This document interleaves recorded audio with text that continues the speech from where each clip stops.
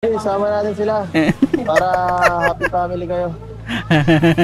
Basta kasama ako din Hi guys! Once again, welcome back muli sa ating channel, Chloe TV. Maligayang pagbabalik guys. So ayan, grabe naman. Hanggang saan aabot yung pag-ibig ng ating Edsy. Yun na nga, umabot na siya sa Hong Kong. Nakarating na siya sa Disneyland.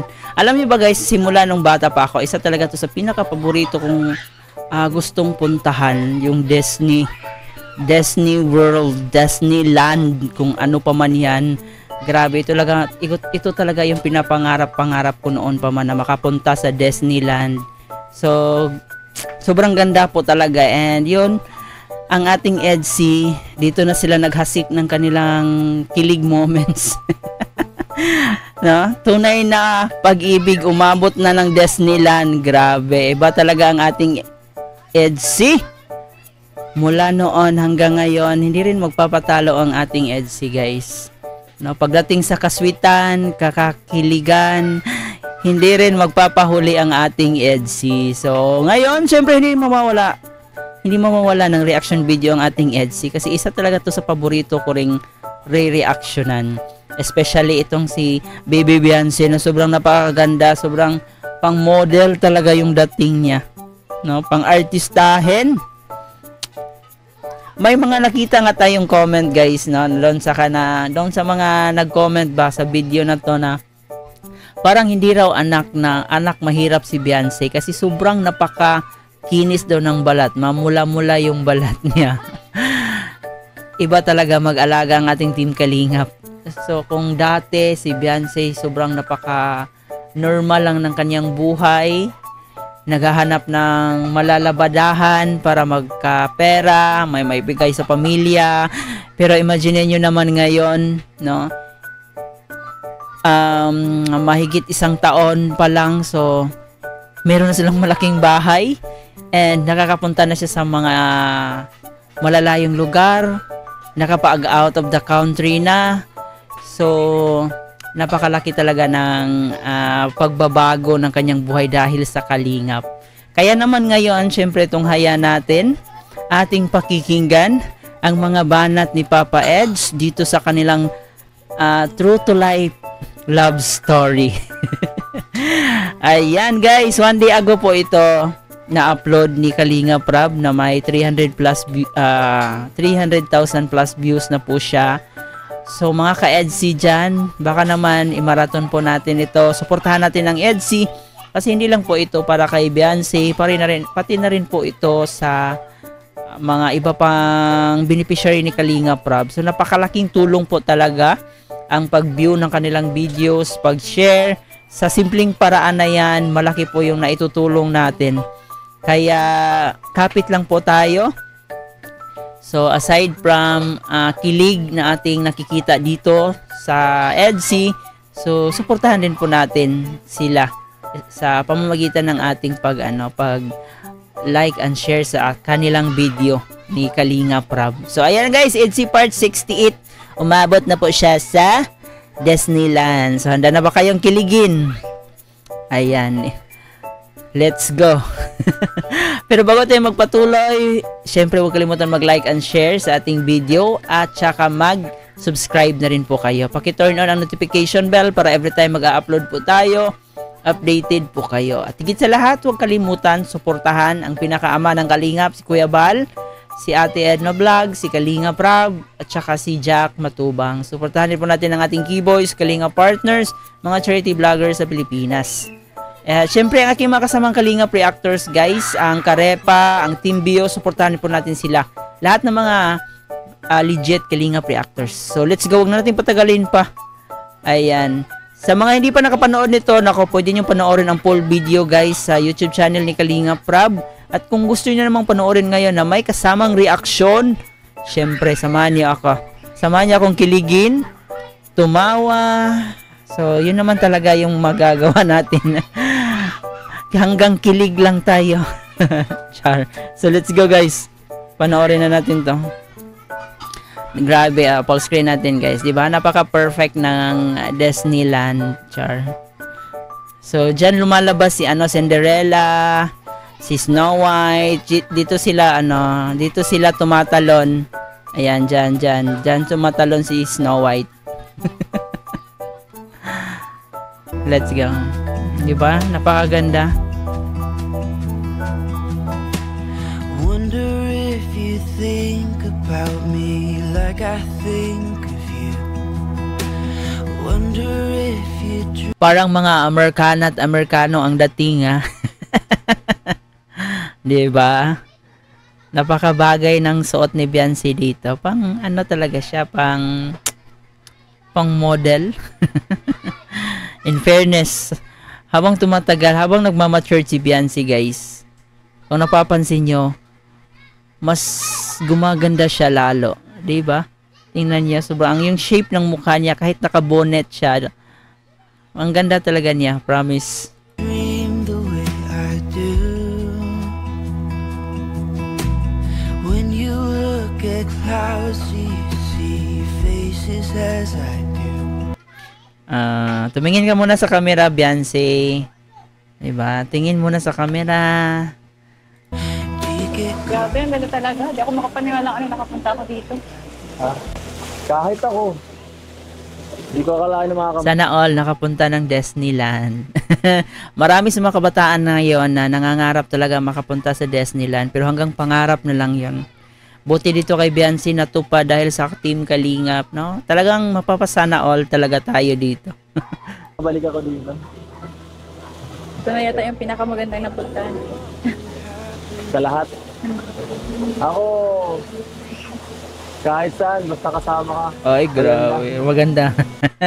Alam ko na yan. Alam ko na yung banat na yan eh. Basta nakasama ka, maganda. Maganda lahat. Totoo naman talaga. Pagkasama natin yung mahal natin sa buhay, kahit ano pa man, kahit pipitsuging tanawin pa man yan, basta kasama nating mahal natin sa buhay, maganda talaga siya. So, yun yung nafe-feel ni Papa Eds ngayon. Ito, kung wala ka siguro, baka hindi pa masyado ma-enjoy ito. Tingin ko rin, pag wala si Baby Beyonce, parang hindi pa rin maganda sa paningin ni Papa Eds ang Disneyland. So, buti na lang talaga nandito si Beyonce para mas lalong gumaganda ang Disneyland. Oo, yun. Naalala ko tuloy yung sa Enchanted Kingdom. Oo nga, no? Maganda din yung pero mas maganda talaga ito. Sabi ko naman sa'yo, di ba? Sabi ko sa'yo, wala sinabi yun. Alam mo, hindi pa nga natin nalilibot yung kalahatan nito eh. Mas marami pa diyang rides na mag-i-enjoy ka. Yeah.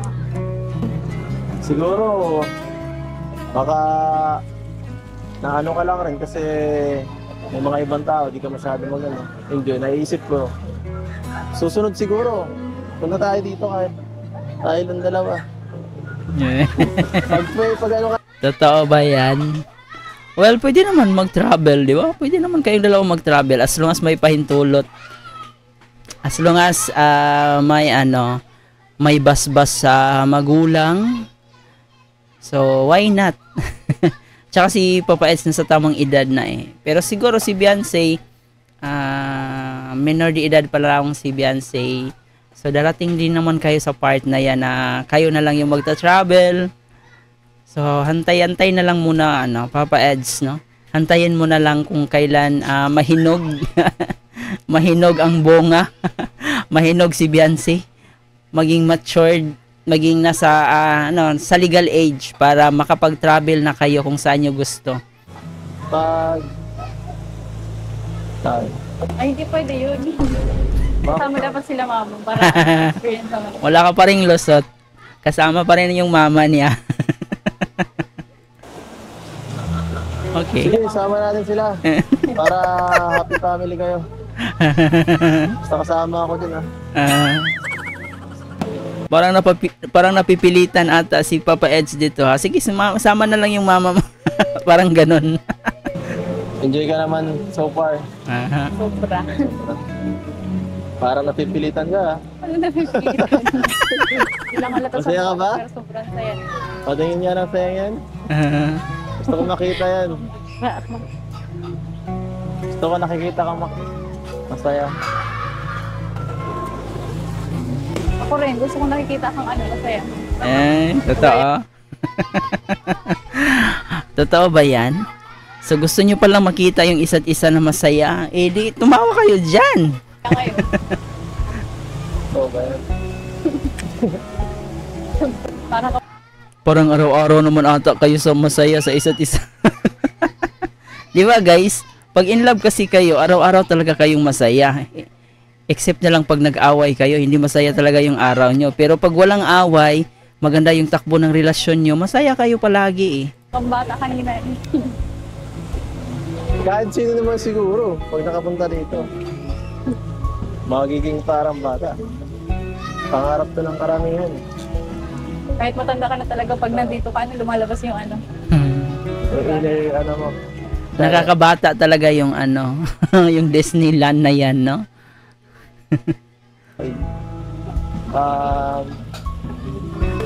Pero mas gusto ko yung ano, yung ganyan ko.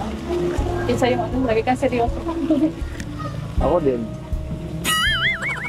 Gusto ko rin na medyo ano ka, Ano? mas Parang confrontation ata ang nangyayari dito. okay lang kahit maging galog ka. Okay lang. Para at least, hindi ko palaging iniisip kung anong nasa isip mo. Nalilito ako minsan, hindi ko alam kung galit ka o ano. Hira. Maganda talaga si Beyonce, promise. Wala pa nga tong makeup eh. Pag siguro pag nilagyan ng konting makeup, pinorma yung ano niya, yung kilay niya, perfect na perfect yung beauty ni Beyonce.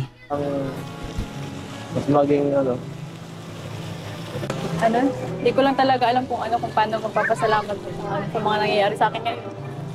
Kung saan ako makakapunta. malak.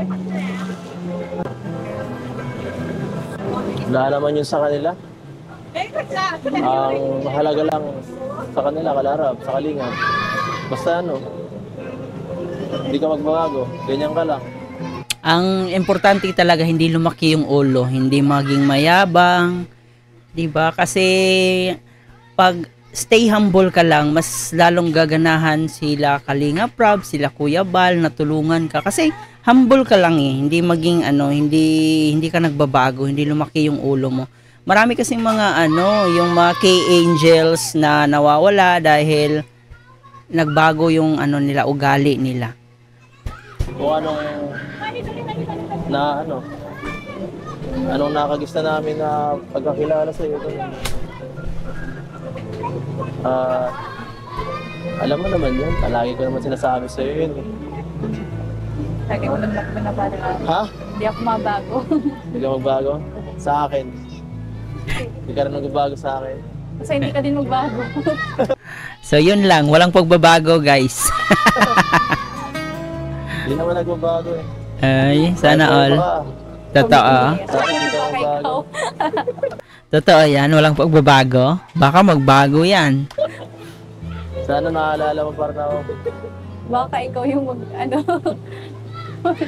Personal ka. Wala naman eh. Silosa ka pala eh. Ay. Alam mo, Ano? wala tuloy ako.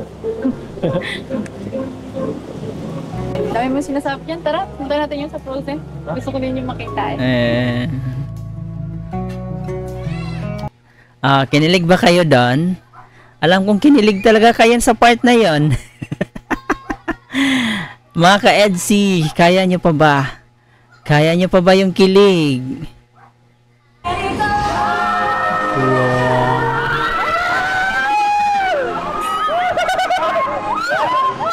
Ang ganda naman siya. Guys, ay hindi ko naman. Si Kuya Bal.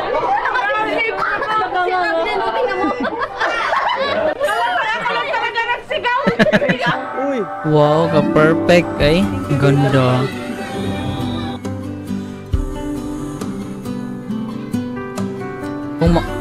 Kung maanha ta din ha kay murag mabata gid ang apil, no? Kung maara ta guys, grabe, parang mafe-feel mo talaga yung childhood mo. Ay, nako naman, kailan kaya mangyayari yan?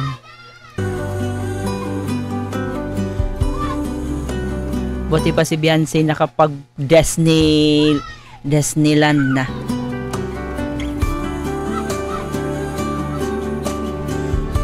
Dito sa fireworks eh. At this moment, Lalim. Wow. can tell where we should go. Wow, ka nice. Uy, grabe lang. Wow! Napangangat tuloy si Beyonce. Wow, ang ganda.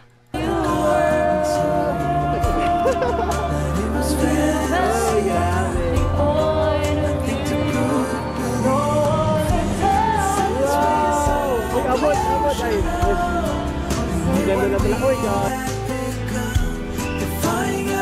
Anindot, oy.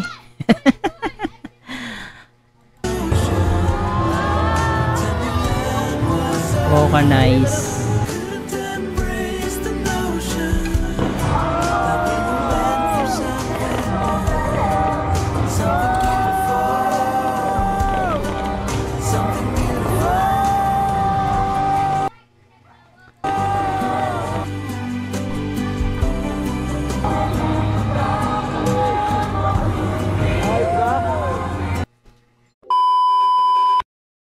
So yun guys, sobrang nakaka-enjoy, no? Pati tayo na namangha sa castle na yon. Ang ganda din naman guys. Siguro kung sa Bisaya pa kung makaadto ka no kanang mabata sa gag-apil. Grabe, sobrang ganda. So masaya po tayo na experience ni Beyonce ito. And hindi niya akalain na mangyayari ito sa buhay niya dahil sa Team Kalingap. 'Di ba? So sino mag-inakala na ma-experience na itong ganitong klaseng buhay, makapunta sa Disneyland, makapunta kung saan-saan. So napaka-memorable talaga ito ni Beyonce. Sana all na lang talaga tayo. And yun, sobrang nakakakilig. Sa mga hindi pa nakapanood nito, nako, i-marathon po natin guys. Tulungan po natin si Kalinga Prab para sa kanyang programa. At dito na rin kay Kuya Bal, suportahan din po natin ang kanyang mga uploads. So ang dami pang ganap nila guys, hindi pa sila nakauwi sa Pilipinas, nandoon pa rin po sila hanggang ngayon sa Hong Kong. Kaya abangan pa natin ang mga nangyayari pa sa kanila doon sa Hong Kong. So sobrang ganda talaga. Itong video na to sobrang napaka-memorable talaga ito para kay Beyonce. No? So overall 100% talagang perfect. Tsaka ang ganda ng castle guys. Sobrang ganda ng mga fireworks. Grabe, talagang maiiyak ka. So how I wish na makapunta tayo dyan, no? Darating yung panahon. Pag hindi pa tayo kukunin ni Lord, makakapunta tayo dyan. No? Kapit lang po tayo sa mga hindi pa nakapunta dyan sa Disneyland. So yan guys, sobrang nag-i-enjoy po ako. And I hope nag-enjoy rin po kayo. Please don't forget to subscribe to my channel. Like and share na rin para i-recommend pa tayo ni YouTube para makita pa tayo ng ating iba pang EDC fans at ng ating Kalingap supporters. So hanggang dito na lang. Ito nga po pala si Chloe TV. Marami pong salamat guys.